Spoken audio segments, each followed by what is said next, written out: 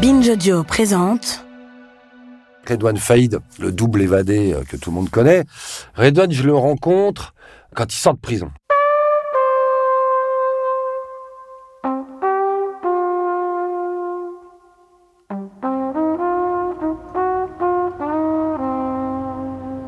Il me contacte en me disant « Voilà, monsieur Pierre, vous avez écrit sur moi, j'avais écrit sur lui dans un bouquin, La Mafia des Cités », le fameux bouquin qui avait donné l'idée de faire ce doc. » Et il me contacte parce qu'il y avait une connerie.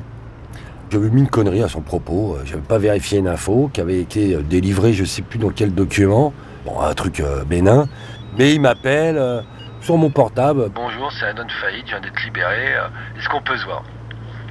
Et il travaillait en conditionnel dans une boîte d'intérim, place de la République. Et moi, j'habitais à 300 mètres.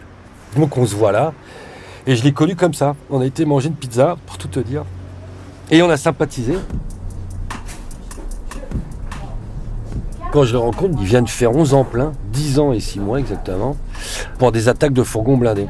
Donc il est originaire de Creil, à 60 km au nord de Paris, espèce de ville qui est plantée au milieu des champs et qui a un énorme quartier HLM qu'on appelle le Plateau, voilà, où il y a 12 000 habitants. Enfin bon, c'est un peu le 93 au milieu des champs de betteraves. Donc il est de là-bas. Et Creil, c'est un gros spot pour cette criminalité issue des quartiers. Il y a des braqueurs, il y a des gros trafiquants de stupes internationaux. C'est un bon vivier. Redouane Faïd, il fait des braquages de banques. Après, il braque des entreprises informatiques qui vendent des barrettes mémoire, ça vaut très très cher, d'ordinateurs. Et après, il passe au fourgon blindé. Il se fait arrêter, oui, sur un fourgon, pour une attaque de fourgon blindé à Villepinte, dans la zone industrielle. Villepinte, c'est en banlieue parisienne, dans le 93. Et donc, voilà. Et là, il sort d'une peine de 10 ans et demi là-dessus. Moi, je suis arrivé en face, je lui ai foncé sur la roue avant gauche, donc sa roue a plié. Il y a le camion qui était derrière qui s'est garé devant, puis là, c'est parti très vite. En 5 secondes, 10 secondes, il s'est retrouvé avec 5 véhicules entourés. Il n'a rien compris. Redouane Faïd, ce qui faisait sa particularité, comme braqueur notamment, c'est que il s'inspire du cinoche.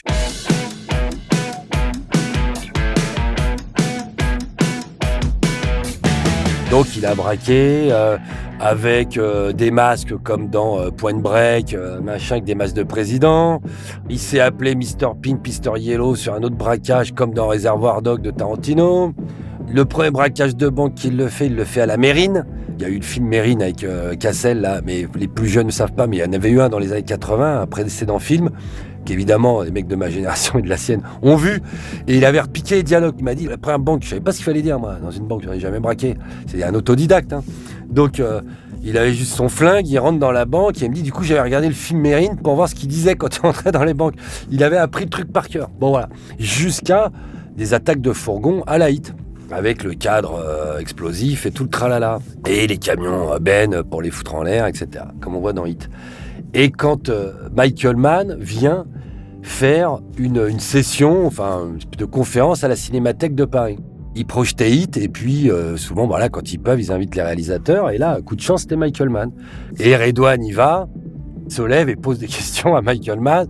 Et Michael Mann, ouais, était hyper choqué. Enfin, sur le moment, il était hyper gêné quand même. Parce que bon, voilà, c'était un titre de gloire un peu dur à porter. Récemment, à d'éminents journalistes qui m'ont demandé, mais tu sais, tu as fait une grande carrière criminelle et tu t'es fait tout seul, tu es un autodidacte. Et je leur ai répondu que non, j'avais un conseiller technique, un prof de fac, une sorte de mentor, et il s'appelle Michael Mann. Alors ma question en fait, elle est simple, c'est est-ce qu'il a conscience qu'il y ait des gangsters qui puissent s'inspirer de son cinéma? Parce que moi ça m'est arrivé. Thank you for that. I don't know how to respond. Je sais pas quoi répondre. Mais après, on le voit pas dans le truc. Il se voit après le truc. Michael Mann demande à le voir. Et après, il avait correspondu avec le scénariste de Hit. Michael Mann lui avait filé le mail. Et il avait correspondu avec le scénariste de Hit et tout. Enfin, c'était assez drôle, voilà. Et Michael Mann, il était assez bluffé.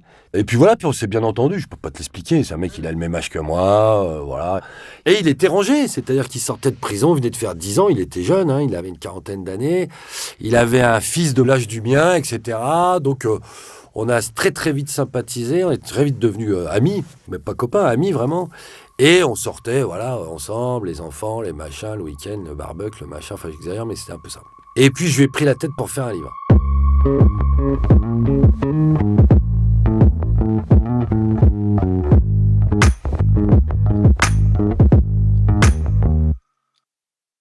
Parce que moi j'avais déjà fait des livres avec porte-avions, avec des Corses, avec un Corse l'associé d'Escobar, avec mais beaucoup des voyous traditionnels classiques quoi. Et je lui dis écoute moi ça m'intéresse parce que t'as un profil voilà, de mec de cité, ça voilà.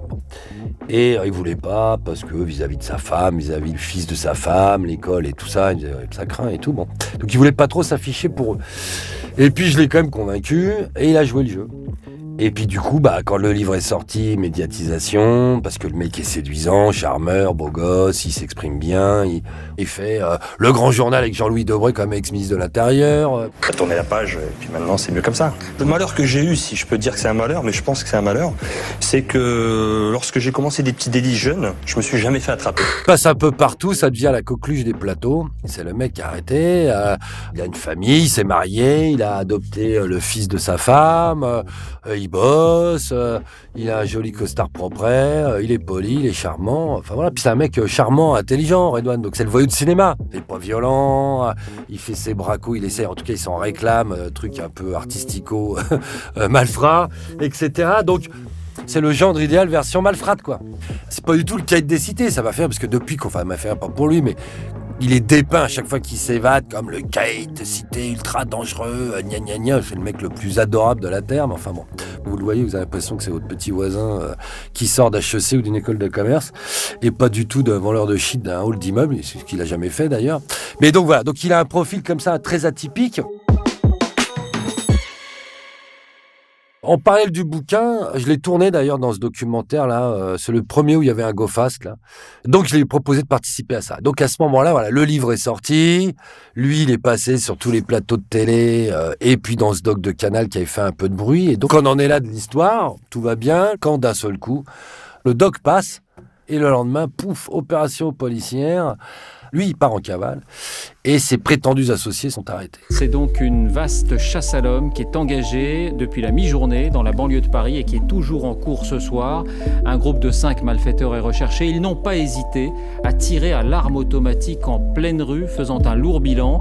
Les policiers, très choqués, pensent avoir affaire à des hommes prêts à tout et particulièrement violents. D'un seul coup, on va découvrir que la police et la justice le soupçonnent d'être le cerveau d'une nouvelle équipe de braqueurs de fourgons, et notamment qui aurait participé à une affaire qui a tourné au drame, puisqu'une policière municipale a été abattue dans une fusillade. Et donc il devient le grand Satan. D'un seul coup, ça devient le salaud qui a bluffé tout le monde, et surtout dans une affaire ultra glauque et ultra dramatique. Encore, il aurait fait un braquage qui aurait échoué, bon, on aurait dit, il s'est un peu foutu de notre gueule, mais bon, finalement, c'est pas très... Là, le problème, c'est qu'il y a... une jeune femme de 23 ans ou 24 ans, je sais plus, décédée, un enfant de 3 mois, marié à un militaire qui rentre d'Afghanistan. Enfin bon, c'est le tableau, c'est la totale, ça peut pas être pire. Et lui aura beau clamer son innocence, parce que lui, il va toujours aujourd'hui dire « je n'en étais pas ». Et la justice d'ailleurs va lui donner raison, puisque il a longtemps été donc présenté comme l'ennemi public numéro 1, comme étant l'assassin d'Henri Fouquier. Même mes gosses étaient choqués parce qu'ils le connaissaient bien.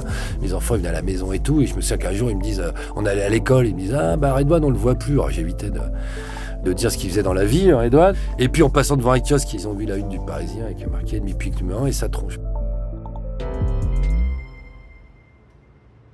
Il a fait condamner d'ailleurs en diffamation un certain nombre de confrères et de gens qui sont répandus sur les plateaux à tort, puisque la justice l'a condamné, on va en boucler là-dessus, pour association de malfaiteurs dans cette histoire. C'est-à-dire qu'ils ont reconnu qu'il avait été au contact de cette équipe, mais non pas qu'il avait participé ou était là lors de la fusillade.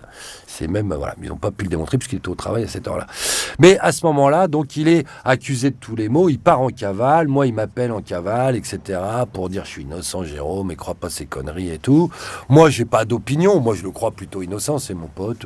Moi je l'ai vu au quotidien pendant des mois, même 2 ans au quotidien quasiment. Et je vois pas bien quand il aurait pu être braqueur, mais bon, voilà, entre le boulot, la famille, nos sorties, bon, voilà, il avait pas vraiment une vie clandestine. Mais peu importe, ça c'est pas à moi d'en juger.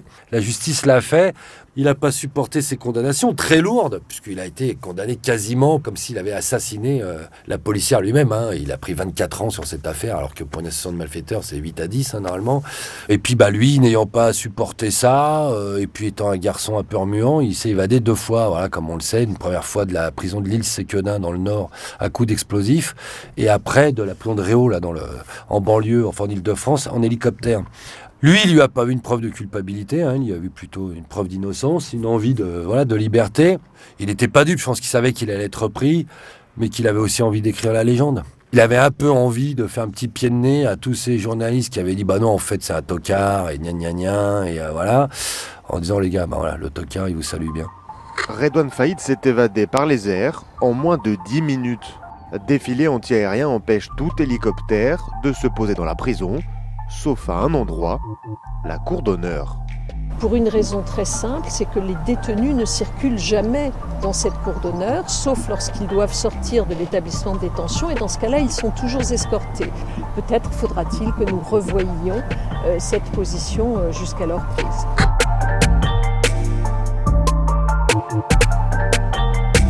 Coup d'éclat qu'il paye très cher, puisqu'aujourd'hui, il a 24 ans à faire, 10 ans, 18 ans. Il attend encore un procès concernant la dernière évasion à Réau.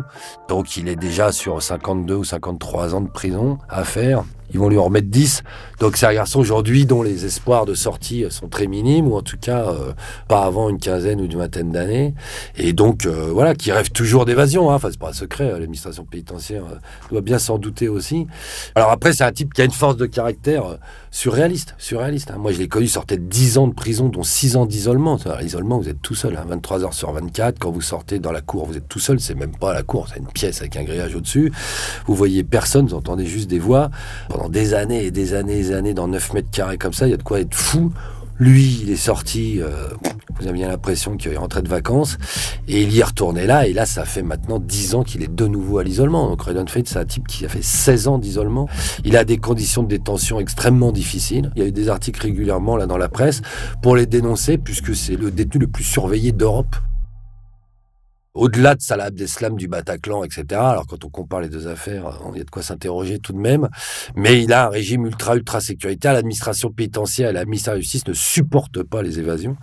Et c'est double humiliation pour eux.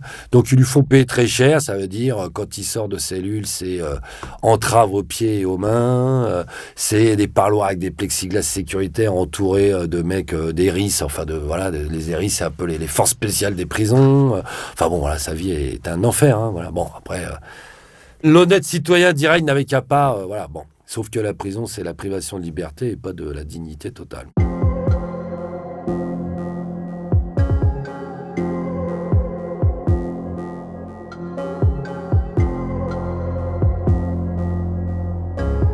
Moi, j'y ai eu droit dans les grandes largeurs. C'est-à-dire que moi, déjà, copain, comme cochon de Redouane Faïd, mais je t'explique, je vais pas te dire de bêtises, à chaque fois qu'il s'évade, ils me mettent en objectif central sur le tableau, à la PJ. Je le sais, la dernière fois, je l'ai pas vu, le tableau et ceux de la police, mais j'ai une copine qui sortait avec un flic, elle est passée à l'OCLO, l'Office central de lutte contre le crime organisé, elle me dit « Ah, au mur, il y avait un tableau avec ta tête au milieu, puis tous les trucs possibles de liens, etc. » Bon, voilà, moi, ça me fait pas plaisir et ça me fait pas marrer, mais à chaque fois, j'y ai droit parce qu'on a été très copains, on se voyait au quotidien, et que dans le film que j'ai fait, on va crever l'abcès, les flics étaient persuadés, les gens de la BRB, du 36 quai des Orfèvres, la brigade de répression du banditisme, les brigades spécialisées, c'est l'élite de la PJ qui avait travaillé sur cette affaire, étaient persuadés que j'étais à minima au courant des choses ou au pire complice de cette équipe de braqueurs de fourgons. Parce qu'ils disaient que dans le film, on voyait notamment, il y avait Redouane Faïd, mais ça, il avait sa tête, donc il n'y avait pas vraiment malice, mais que le mec qui vend des armes dans le film aurait été celui qui aurait vendu les armes à ce commando. Enfin, il y avait des trucs comme ça, où ils avaient des espèces de présupposés, en étant persuadés, que, comme il y avait Redouane, que ce sac noir était le même que celui retrouvé sur un des mecs du commando, etc., qu'il y avait 3 griffures sur la Kalachnikov qu'on voyait à la télé, qui serait donc la même que celle trouvée, dans les saisies, etc. Donc, ils ils m'ont emmerdé. Hein. J'ai eu, je vais le dire ici, j'ai eu des perquisitions de l'AGIR, juridiction interrégionale spécialisée au crime organisé, hein, avec le vice-président de l'AGIR, Baudouin Touvenot, chez moi quand même, en perquise avec la BRB. Audition à la crime, deuxième audition à la BRB. Garde à vue de la section de recherche de Lyon, de gendarmerie de police judiciaire. La juge a même pensé à un moment que j'étais dans la camionnette où il y a eu la fusillade avec les voyous qui tiraient sur les flics, etc. Donc il y a eu, les témoins avaient dit il y avait un grand mec, etc. Je vous le dis tout de suite, j'en parle sans... Je n'étais pas dans la camionnette avec les tireurs à la Kalachnikov. Enfin bon, donc chacun ses fantasmes, mais voilà, ils sont partis assez loin dans leur trip, donc ils m'ont emmerdé, on va dire les mots, hein. Ils m'ont gardé mon matos informatique, ordinateur, disque dur pendant 8 ans, parce qu'il y a eu 2 procès, plus la cassation. Donc là, ils viennent de me le rendre il y a 1 an, pendant le Covid. Merci, hein, il est un peu obsolète mon Mac aujourd'hui, mais c'est pas grave.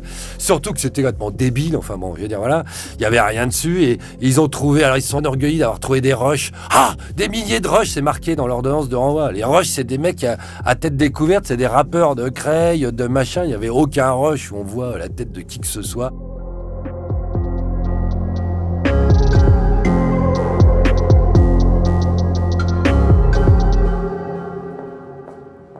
Alors il y a eu un truc un peu malfaisant comme ça, où ils ont essayé un peu de me noircir, de faire croire que grâce à mes trucs, on avait identifié des gens, etc. Ce qui était totalement faux.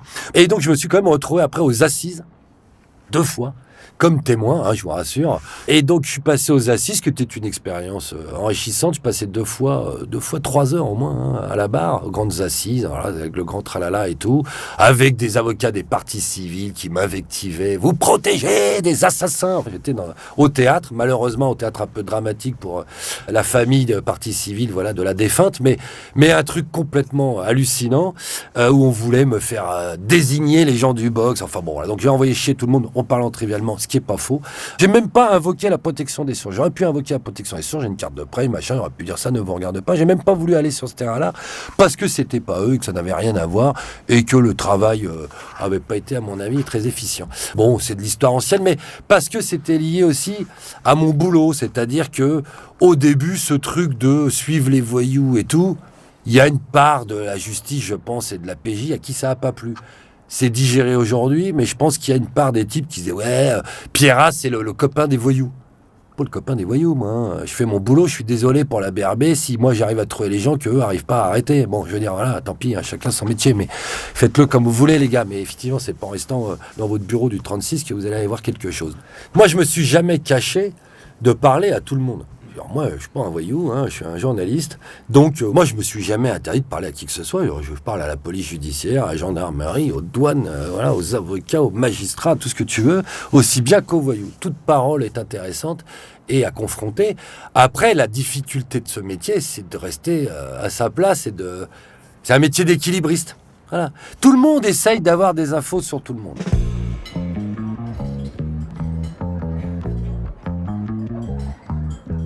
Ça aussi, c'est dépassé aujourd'hui. Mais j'arrivais, je me souviens, j'avais des copains au 36, tu vois, j'ai pas que des...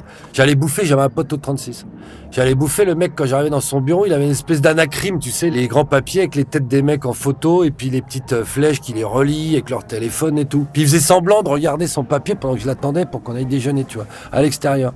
Puis au bout d'un moment, il levait la tête puis il me disait « Ah ben lui, tu le connais pas, non? Par hasard, tu le connais, lui ou... » Parce que des fois, ils me voient apparaître. Quand ils écoutent des types, des fois, ils m'ont... Voilà, et ils m'ont, les mecs me le disent. Ils me disent, tiens, Jérôme, une fois, je te fais une digression, j'avais rendez-vous avec un mec qu'on appelait l'élégant, ou le colonel. Thierry l'élégant, Thierry Mazin dit le colonel ou l'élégant. Beau voyou s'il en était, qui est décédé aujourd'hui. Braqueur, machin, trafiquant de stupes, tout ce que tu voulais. Fils de compagnon de la Libération au passage et de député de la Loire-Atlantique. Donc c'était un des rares fils de famille qui avait été dévoyé lui aussi. Et ce garçon, tous les dimanches soirs, on avait rendez-vous dans un bar à vin à côté de la Bastille. On se buvait une petite bouteille tous les deux. C'était notre petit rencard. Et il me racontait un peu les dernières nouvelles du milieu de la semaine et tout. Et puis un jour, je me pointe et il était pas là ce dimanche à 20h. Et le lendemain, je bouffais avec des gars de la PJ du 36, un copain à moi. Et puis il me dit, alors dis donc, hier, je t'ai planté ton rencard. Il me dit, t'as pas attendu comme un con, Mazin, dans ton bar à vin? Je dis, qu'est-ce que tu me racontes? Il dit, regarde, t'as pas vu le Parisien? J'avais pas vu le Parisien. Arrestation, trafiquant d'armes sur un parking de la banlieue sud avec un infiltré flic belge qui livrait des armes à un mec. Il livrait donc au fameux Thierry l'élégant des calages dans une Mercedes, je sais pas quoi. Et tout le monde s'était fait arrêter. Et eux avaient entendu l'après-midi, Thierry m'appelait en disant, mec, je fais un petit boulot. Je sais pas ce qu'il faisait, hein. J'ai une course à faire, on se retrouve après au bistrot, etc. Il m'a dit, c'est con, je voulais te prévenir pour te dire, viens pas parce que tu vas te casser les dents, mais évidemment, déontologiquement, il pouvait difficilement le faire. Donc voilà, donc il y a ce petit jeu-là où il va essayer de vous reprendre le truc, il prenait son anacrim, il faisait lui l'air de rien comme ça. Ah, en fait, mais lui, tu le connais bien, ce mec-là, non? Bon, bah voilà, donc je regardais, ils écoutent, laisse tomber. Le meilleur gage que je sois un garçon discret, c'est que je te parle pas à toi, et donc c'est le meilleur gage pour toi que je parle pas dans l'autre sens. Enfin, je veux dire, voilà, c'est...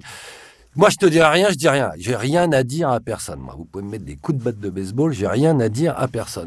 C'est le gage de ma survie, hein, je vais te dire. Hein. C'est un milieu où il faut pas trop déconner non plus, quoi. J'ai ni envie de me retrouver au trou avec mes clients, ni enterré voilà, sous 2 mètres de terre en forêt de Creil. Donc, voilà.